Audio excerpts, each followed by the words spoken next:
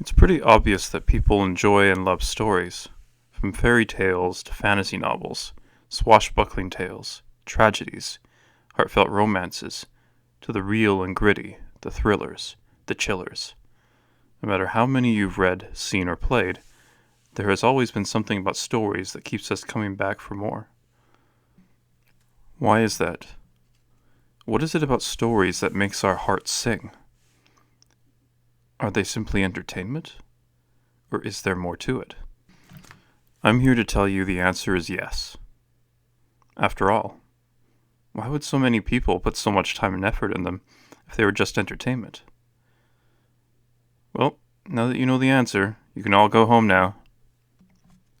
Oh, so you guys want to hear what it is about them? I mean, I guess, since you guys are twisting my arm about it, I guess I can tell you guys. First, there are real-life stories, personal stories told from someone's perspective.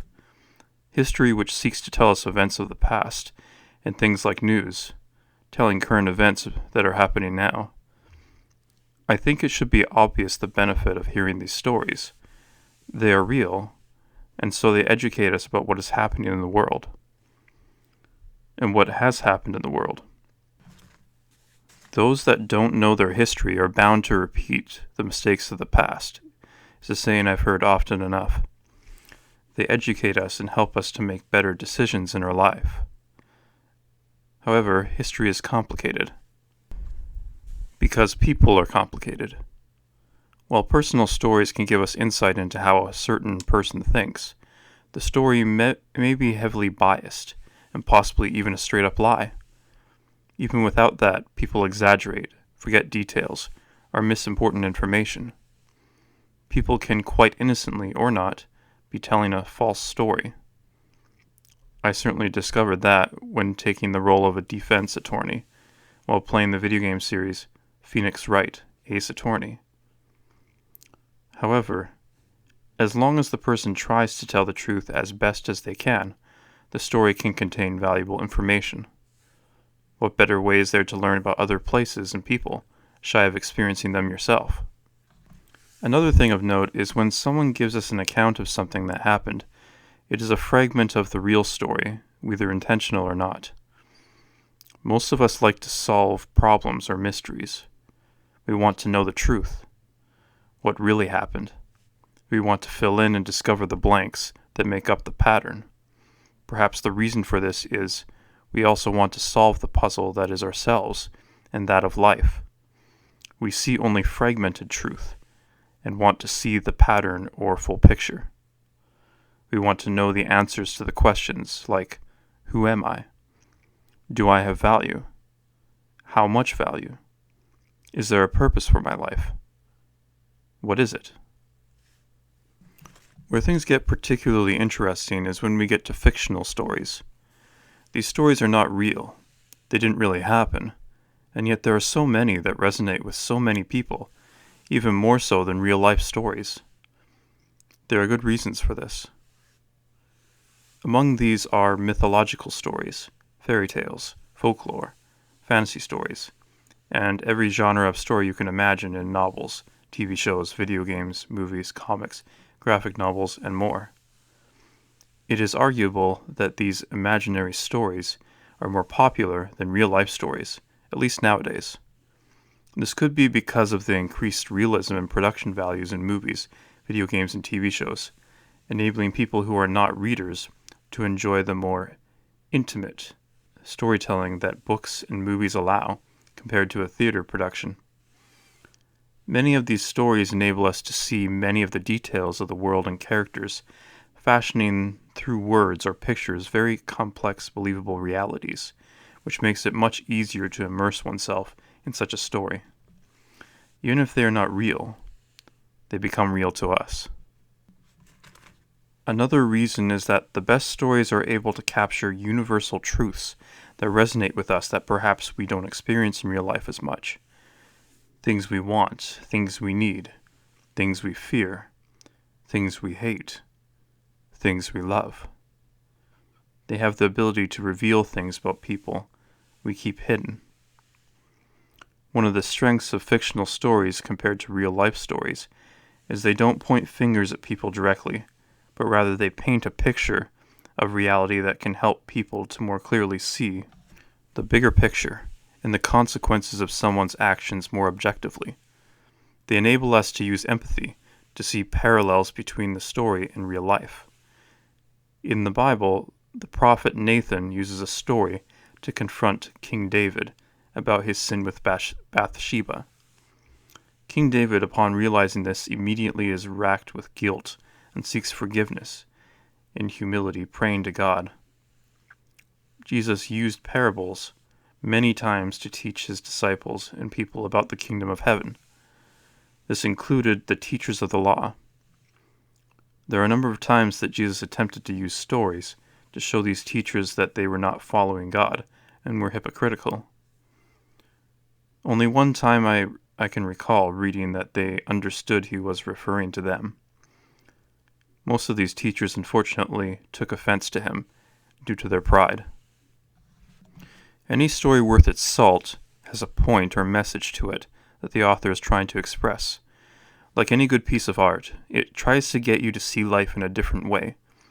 In this way, utilizing empathy and imagination, we are supposed to see ourselves in the shoes of these characters in order to see more clearly whether we are doing good or evil. But we have to be honest about it. We may be closer to a villain or tragic hero than we realize. Getting to know the characters in a story can be a stand-in for real relationships, for as long as the story lasts. At least you know where these characters stand, without too much effort on your part. Stories of all types invoke the ability to feel empathy for others, depending on the story. They resonate with us because we experience our lives as a story, not as a mathematical equation, a series of events leading to a conclusion. Either a good one or a bad one, possibly a bittersweet one. They provide clues as to how to live a good life, if we can discern correctly. High fantasy, myths, fables, and fairy tales especially, do not show reality as it is. These stories are instead abstract representations of reality. They are about reality, but show them as symbolic representations. These representations communicate a truth more obviously than it would to portray them as they look realistically.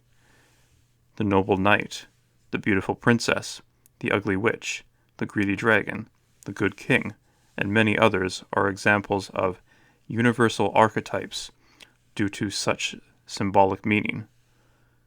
Zombies, for example, are a representation of people who go through life dead on the inside. They only exist to pursue their base desires. They feed on others, sucking the life out of others, and in so doing create more zombies. Vampires like Dracula are representative of attractive, charming men who lure girls into their homes and suck the life out of them, like rich playboys. Art tries to help us change how we see the world. Stories of other worlds are different representations of our world, reality. They enable us to see life differently. They take us out of our first-person way of seeing the world and enable us to see it from a different perspective. They enable us to see problems in life clear. The subtle things are indicative of a greater problem beneath the surface, are discovered in the adventure, or they are simply much clearer and more apparent.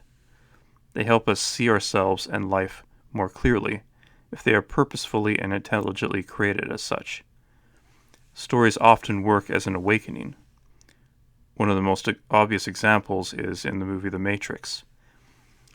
Neo lives in a very ordinary city or world, and comes to discover very literally that there is a lot more to his world than he knows. His is nothing more than an elaborate computer program designed to keep people under control. More to do with discovering there is more to himself than he realizes is the story of Bilbo Baggins in The Hobbit. In this story, Bilbo is in the most peaceful, comfortable place in his world. He is comfortable and has one of the largest hobbit homes in the land. He has no need of others, and very little desire for adventure. Hobbits are a people and culture that loathes adventures, and yet despite himself, and his desire to stay in comfort, he ends up setting out on an adventure that transforms him and plays a major role in setting things right. This is what stories are about. They are works of art that have the ability to change and transform our minds, and therefore us, if we let it take hold and do something with it, if we share that gift with the world. The best art helps highlight true beauty, beauty that will not fade, and will last forever. This is the sort of beauty we should be striving for. A beautiful life is like a symphony. All the parts harmoniously work together to create beautiful music. It is a model for proper being. Meaning is an instinct. Your brain guides you through life with a sense of meaning. It's the deepest instinct you have. Meaning is a guide to proper being as well. It is for this reason why stories have the tendency to have beautiful, eye-catching imagery, and the scale of abilities and conflicts on a large or divine scale. They are trying to get people's attention, as well as to make the lessons and moments memorable, so people can remember them. They also are trying to show how the smaller personal problems and victories affect others or matter to others. The larger good that affects the world is the result of personal, smaller victories. It is to say that the smaller personal moral issues have divine importance. Oftentimes people overlook smaller issues that may be incredibly important. Drug abuse, for instance. As you take responsibility for yourself, meaning surfaces, and all of a sudden, your life feels meaningful.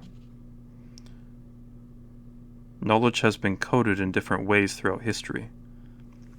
Many of us have become detached from the codified knowledge in stories and myths. We enjoy stories primarily for entertainment and good feelings, as if it were a drug. The problem with that is good feelings and happiness are fleeting. They come and go. Chasing after them often results in addiction to substances and entertainment, being bound to them like a slave. This is why we need something deeper than happiness. We need to access the source of happiness. Meaning is deeper. The pursuit of meaning is deeper. It goes deeper. Happiness and pleasure is then a byproduct and enjoyed more thoroughly when it isn't relied upon. Meaning is about truth and reality. You can't bend the structure of reality. Everything you distort will come back to strike you. It's a terrible thing to confront evil, suffering, and malevolence, but it's much better than the alternative, which is to do nothing and stay in the cage of your own creation. Much better to be free. So, what is the point we are aiming at? Sin in the Bible is painted as an archer who misses his target. Many people don't know what to aim at, or perhaps they don't aim at anything. Of course, you'll miss the mark by default if you don't aim at anything, though you might still get lucky. Others try to aim at something, but since they don't clearly see the target, they will likely miss. Even a small miscalculation can end up with the arrow way off course. Life can be looked at as a series of games. If you don't know the rules, then how are you going to win? Stories enable us to explore and discover the moral rules of life through the experiential nature of others. They grace us with visions of what could be and breathe life into moral lessons, teachings, and abstract concepts. They allow us to escape into the worlds and shoes of others so that we can come back and face life with fresh eyes. They can inspire us and be a guide to a meaningful life.